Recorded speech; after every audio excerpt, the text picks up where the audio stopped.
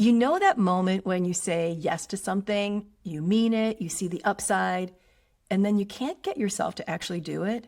Procrastination is unbelievably frustrating and demoralizing and confusing because you care, you're committed. So why does the follow through stall? Most of us don't even pause long enough to ask that question, myself included. We go straight to self-judgment. We beat ourselves up, try to muster more willpower, and promise that tomorrow will be different. And then tomorrow rolls in looking a whole lot like today. Here's the truth. Procrastination doesn't show up because you're lazy or unreliable. It shows up because something inside you needs attention. There are at least 10 reasons you might be putting things off that have nothing to do with your drive. Once you understand which one is at play, things are going to start to pick back up again. The task stops feeling like a crushing boulder and starts feeling workable again. Hi, I'm Laverne McKinnon, and welcome to the Moonshot Mentor community. If you're navigating a career transition, whether you're stepping up, getting started, or making a pivot, you're in the right place. Because I'm a career strategist and a grief coach, and I love to help people going through career changes sort through all of that noise, spiritually, strategically, and tactically, so you can make moves that actually feel aligned. Now, there's never any need to go it alone. We can find your next move together. And if you enjoy this video, remember to subscribe to my channel for weekly videos covering all kinds of career moves. All right, let's dig into the 10 reasons why you might be procrastinating and what to do about it.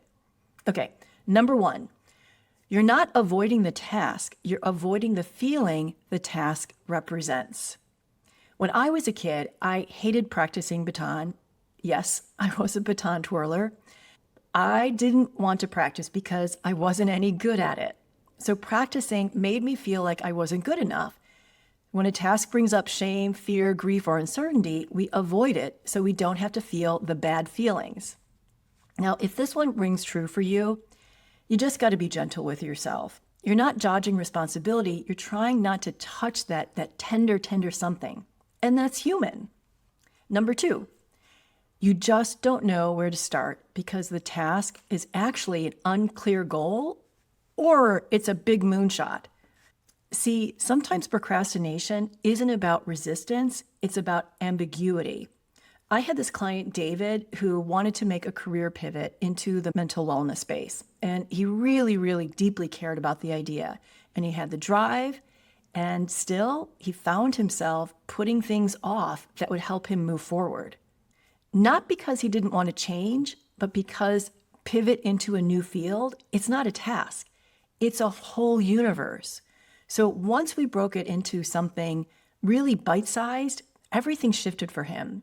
Now, his first step was simply to brainstorm possible roles, and he used artificial intelligence to help him with that.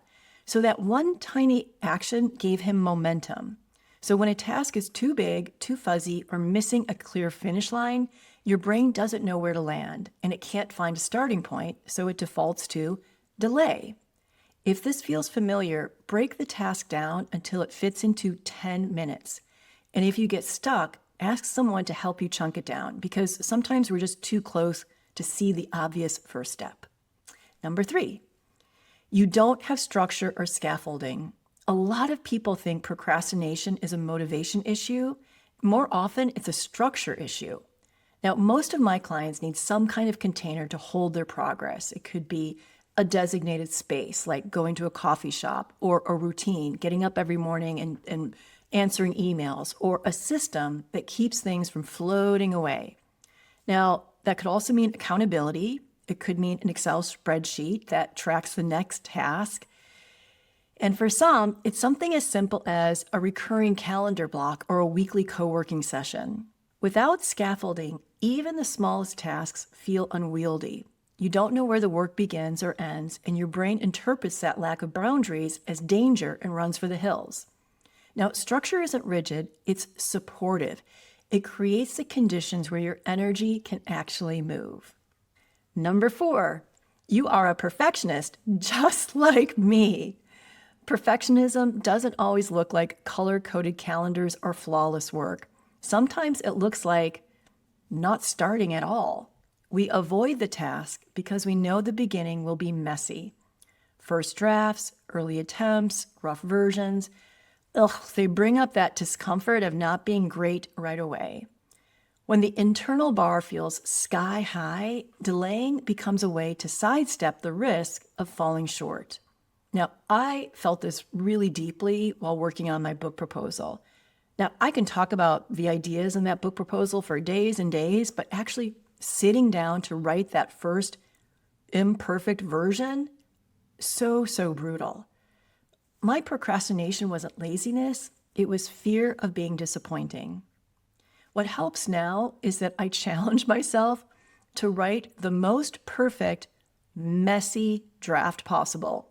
It's my way of choosing progress over performance. Number 5, your brain simply has too much going on. Cognitive overload often looks invisible from the outside, and the impact shows up in your capacity, not your calendar. Now, this is backed by research that shows cognitive overload can reduce our working memory by nearly 30%.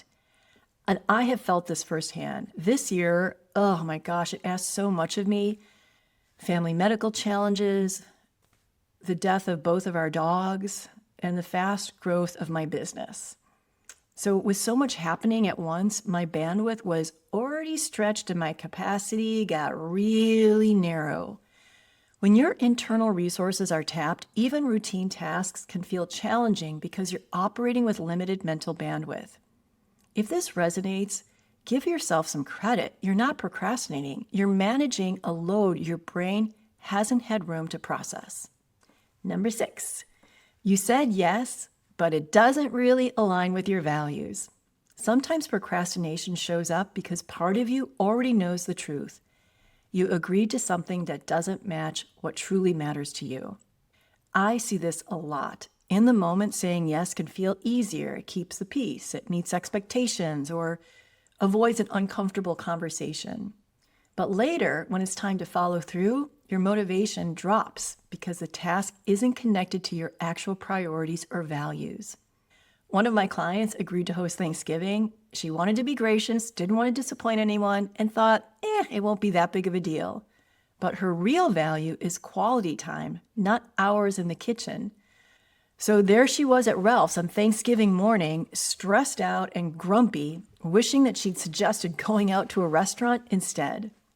When your actions bump up against your values, procrastination is often the first signal. It's your system saying, nope, this isn't it. If this resonates, it might be time to check in with what you value most and whether that yes to that task reflects it. Number 7, you just don't have the emotional energy.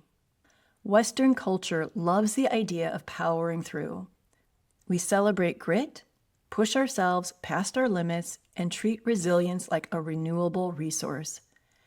But emotional energy doesn't work that way. If you are carrying grief, burnout, chronic stress, or emotional fatigue, your system is already working overtime. Your mind and your body are using energy to simply stay upright. In that state, even the smallest tasks can feel like they require more than you have to give. Friends, this isn't about willpower, it's about capacity.